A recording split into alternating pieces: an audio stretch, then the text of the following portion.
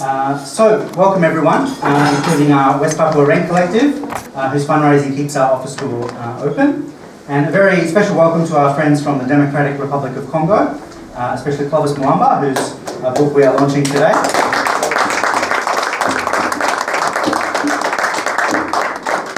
As well as his wife Maggie Kiembe. Where are you, Maggie?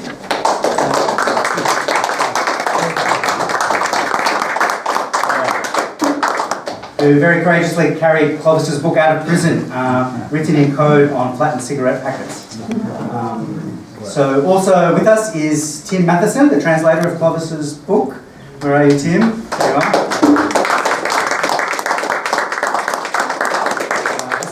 Thank you very much. You've come down from Alice Springs to be with us, so fantastic. So welcome everyone. Today we have 4 special events for you. First, Dr. Jacob Rumbiak is speaking about the West Papua Government's plans for 2024 after the Melanesian Spearheads Group's terrible decision to reject West Papua's application for membership. Membership of the MSG was an independence plan initiated by Dr. Clovis Mwamba in 1987, 36 years ago, and so the decision has been a real blow to the struggle. So Jacob will speak about that. Second, we have a cabaret burlesque written by Barbara Hall and directed by the award-winning filmmaker Charlie Hill-Smith. The cabaret is an exploration into the forces that create war and genocide, such as in West Papua and Congo. In recent years, the Democratic Republic of Congo and the struggle there has become a twin struggle for us in the office, partly because of Clovis Mwamba's presence and support, and partly because of the catastrophic effect of Dag Hammarskjöld's death in Congo on West Papua's registration on the UN decolonisation list. And many of you here would be familiar with that. So the two decolonial struggles, like all decolonial struggles around the world today, have shared historical roots and that come down to the present.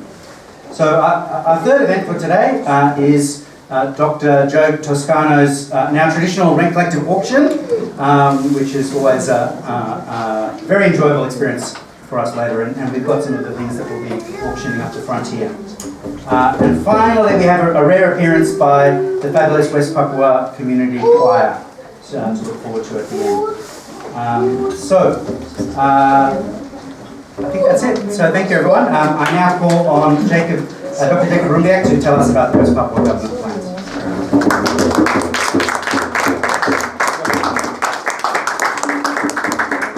Thank you very much, Chris. Firstly, I would like to say good afternoon, and on behalf of the people of West Papua, we're also proud that we meet with all of you as an international supporter. I always say that the struggle of West Papua needs 4 actors. People from West Papua, they must organize themselves, and they also must work closely and educate people of Indonesia to understand the struggle. Also can educate international people, number 3. And also when we already work maximum, and we also call to God to bless the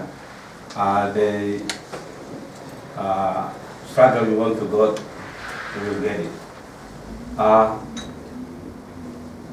We stand today because we're not lonely. We have international behind us, but before we going to big one, we also stand with our own king of Melanesian, because we come from Pacific, and in Pacific we have Polynesian, Micronesia and Melanesian. But when we look in our background, when we start struggle, we also part of Pacific, Africa and Caribbean. But all place already independent, only we are one in Pacific still struggle. I would like to also congratulate Brother Mwamba, because our struggles is West Papua struggle is also your struggle. So when you write all document what you struggle in cigarette, paper, I I did it also. And I hope that all prisoners, they try to find a way how they must inform the world by what they can do. Wherever they can get in there, they try to find a way so that the stories must go up. In this year, lots of people said we failed in MSG. But as a freedom fighter, we never feel that we failed. When you hear that Apollo went to the moon, that's Apollo 11. That means Apollo 1, 2, 3, 12. Failed, yeah? To 10 failed, 11 go. That means struggle is never failed. So this year, they argue between our leader, Melanesian Statehood leader, and I think that the case must go into Pacific Island Forum. But in Melanesian people, because Melanesian Statehood group is a combine between modern and traditional government. So in the people side, they said that the government failed. But once again, the power is always in the people, not in the politicians. To have future, we must build real power. Truth power is come from the people. So I will say that the Melanesian Statehood group in the leader side, maybe people say we failed, but in the government side, but in the people side, we still have the way to go. So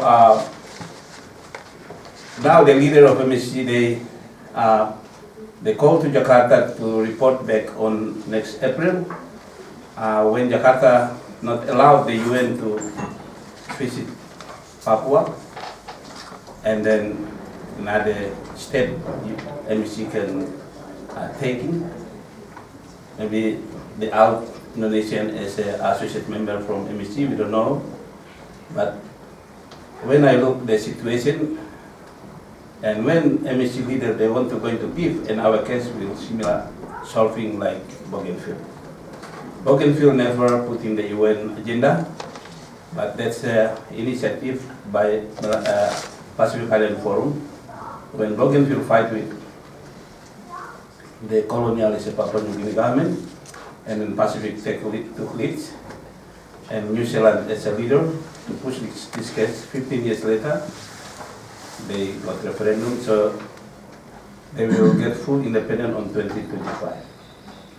So when this situation we got like, and now they want to take this case to Pacific Island Forum, then I think our case will solve similar like Bougainville case. But as a future generation in this era, we want to going to the right way based on international principle, because our case is a part of the global policy to allow Indonesia control our territory. So now we try to get Pacific Forum, and we already have Africa Caribbean Pacific, and I hope that Europe Parliament also involved. But we try to get this situation or this case back to UN, and we hope that our sponsor country can push UN to voting maybe next year or another year. And when we have a 2/3, and then our case can list in the UN. And after that, our sponsor country can recommend it international lawyer to sue the United Nations. So we not sue Indonesia, because our case is a resolution come from UN. So we still have a long way, but I believe that when we work on the right way, in the right agenda, and we stay with the right leader, then we will get the result. One thing I want to tell you that in West Papua we unite. We have people from Highland, Valley, Coast, and Island. Last week we have a National Congress, and our government re-elect. So our president now is Mr. Benuenda. I think his daughter now with us here, Bateka. So Mr. Benuenda re-elected, and Prime Minister Oromi re-elected. So on 1st of December, 2 days again, maybe they will announce a cabinet member. So now we're ready to negotiate inside Indonesia, but also we negotiate in international level. Why? Because in international law, based on Montevideo Convention, mentioned that each nation wanted independence, they must fulfill requirement of established state. We have territory of West Papua, we have people of West Papua, now we have government of West Papua. We also have a relationship with independent country member of UN. Based on Vanuatu list, said that we have 86 country member of UN already behind us.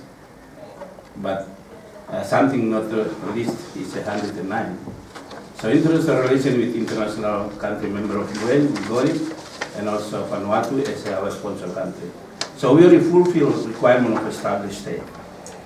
So we only need support by all of you, and I hope that we work together. One thing I want to tell you that united is very important. So when someone said that we West Papua not unite, or we unite, we have our political party unite in United Liberation Movement West Papua. So I hope that this information can give to you clear information, because sometimes people say West Papua can support because we are not unite, but I will say that we unite and we need help. So requirement of established state of West Papua, we fulfill. So now our agenda for future, next year, is now international lobbying under Foreign Affairs, and I myself now appointed as a Foreign Affairs and office is in here. So our job is how we lobbying supporter country or independent country member UN to sign bilateral agreement. So our job is lobbying, and then Mr. President and Prime Minister will sign agreement with independent country of UN. So one is to get bilateral agreement with independent country member of UN. Second is also lobbying to get money, because we need lots of money. When something changes, we need the money for support our people, and also the cabinet. And number 10 is we also lobbying, international lobbying, to how we balance in security power, because war ongoing in West Papua. So we need discuss with our sponsor country to build link with the dependent country friends to how push the UN to put the eyes about what happened in West Papua, and we try to negotiate in two ways. One is how we push UN in West Papua, and number second is by UN, and also inside we push Jakarta to peace talking. And the last, I want to tell you that we have green policy, and also we want to solving problem of West Papua is not against Indonesian people, because we recognize the territory, but we also want to de-recognize our territory. So this is very clear. We never against and no, unrecognized the territory, but we said your territory is your territory, but we need you also recognize our territory. I think maybe this is very clear. So once again, the West Papua is ready for independence, but we need support by you, because future of West Papua is also future of the world. We should stand together as a world family, look after our world peace and justice start from our state. Thank you very much.